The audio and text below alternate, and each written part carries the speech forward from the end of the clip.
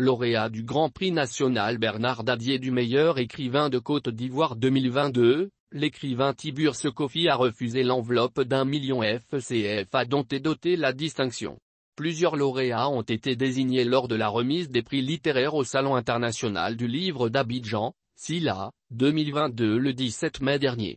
Du prix Jean de Cavalli pour la littérature infantile attribué à Fabienne Jonha, pour son œuvre Flamboyant Père Noël, au prix national Bernard Dadier du jeune écrivain attribué à Ninvelou pour son œuvre poétique, La Marche du Feu et du prix SILA de l'édition revenue aux éditions Mona grâce à l'œuvre intitulée La Révolte de Abba le Manioc de l'écrivaine Nzata Ouattara. Difficile de ne pas saluer l'allure de cet événement. Mais quid du Grand Prix national Bernard B. Dadier qui ne saurait manquer à la fête?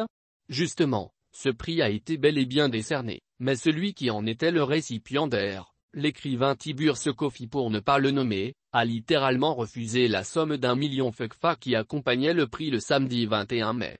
J'accepte le prix qui m'a été décerné, mais je n'accepterai pas la somme d'1 million FECFA, car c'est trop minime pour un prix dédié à l'un des premiers plus grands écrivains de la Côte d'Ivoire, c'est justifier l'auteur dans un premier temps, avant de rebondir. Si on doit mettre 10 millions dans un concours de beauté et mettre 1 million dans un concours qui fait la promotion du livre, c'est vraiment dommage.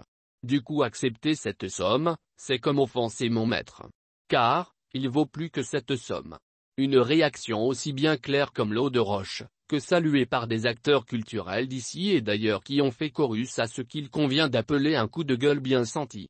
Nombre de gouvernements africains ont en commun de négliger l'objet livre qui doit pourtant tenir une place non considérable dans l'univers culturel africain. Ils préfèrent investir dans des événements qui nivellent par le bas et qui ne poussent pas les apprenants à se cultiver autant que faire pourrait. Au Togo, les autorités se mettent à quatre pour organiser un événement comme Miss qui n'apporte rien aux citoyens, à part l'aspect glamour dont le tour est vite fait. Pas étonnant que le niveau baisse dans les écoles. Si on pouvait privilégier les événements littéraires au même titre que les concours de beauté, le monde culturel ne s'en porterait que mieux.